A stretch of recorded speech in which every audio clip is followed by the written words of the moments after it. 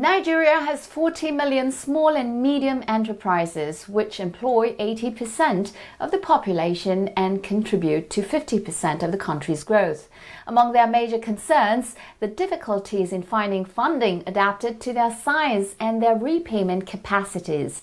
The COVID-19 crisis has further complicated the dilemma, prompting development institutions to work in partnership with local banks.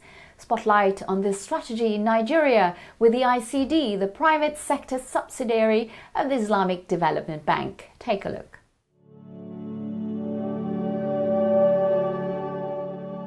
The massive and brutal shock caused by the coronavirus pandemic and by the measures to contain it plunged the world economy into the worst recession since the Second World War. The human costs of the coronavirus pandemic are already immeasurable, and all countries need to work together to protect people and limit the economic damage. More than 2 years later, the virus has left weakened economies in its wake. According to the World Labour Organization, there are now 9 million more unemployed in Africa.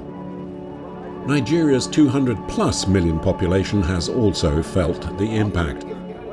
The country's small and medium-sized businesses, which account for more than 50% of industrial jobs, are still struggling.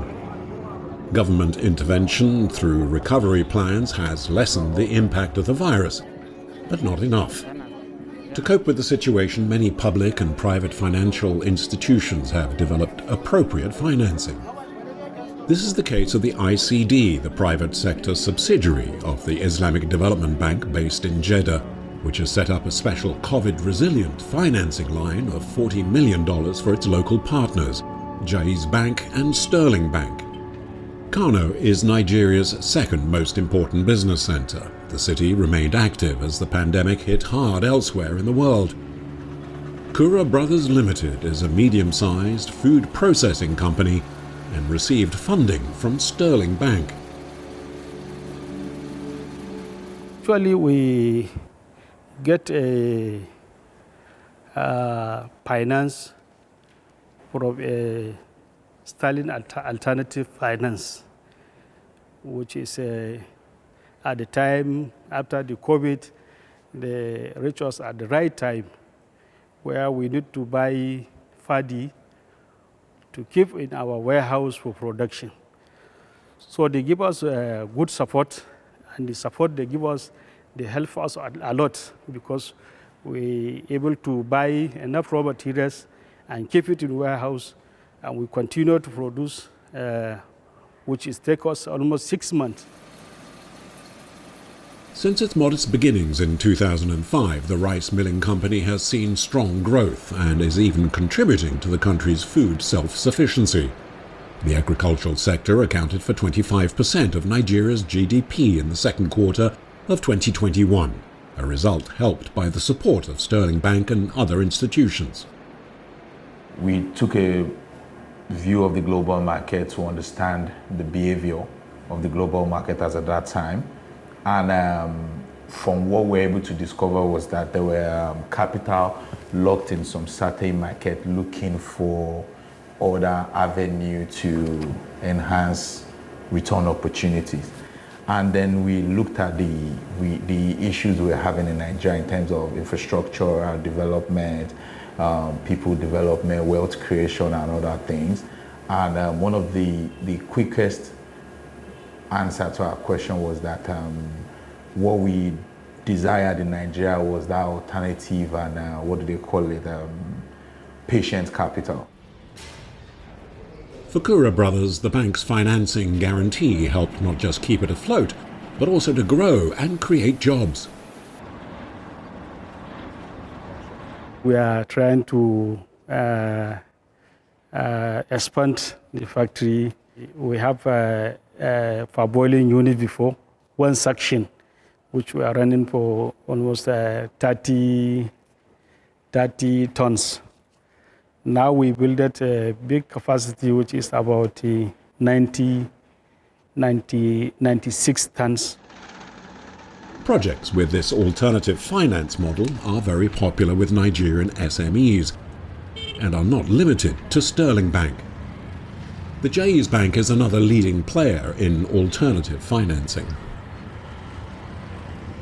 Unlike the traditional banking, this is based on partnership, risk sharing, and profit sharing, and also having balanced contracts that can support those that are especially at the bottom of the pyramid.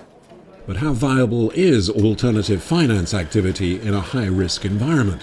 The two banks are set up to ensure the funds allocated to their customers are properly used. For us as Sterling Bank, we have a firm arrangement which involves hands-on relationship management with our clients.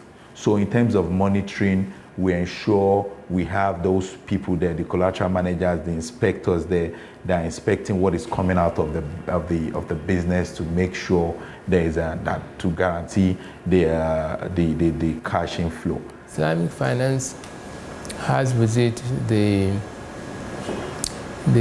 monitoring from structuring itself. You have an asset as a basis for transaction. So the money that you are providing to your partners these monies will be applied to specific transactions. So the idea of diversion does not arise. A reason why Islamic finance might be so successful. But will these banks be able to meet demand and broaden their scope? Going into the future, we see the institution diversifying and ensuring that we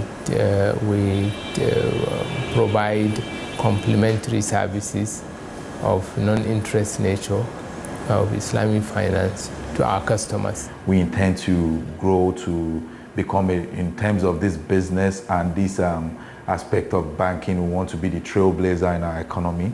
And I believe with the partnership that we have with ICD, the opportunity is there, and the opportunity for us to scale up that partnership and increase that sort of funding basket, which is what we're looking at from ICD. According to the World Bank, Nigeria, Africa's third largest economy, went into recession in 2020, but is now rebounding.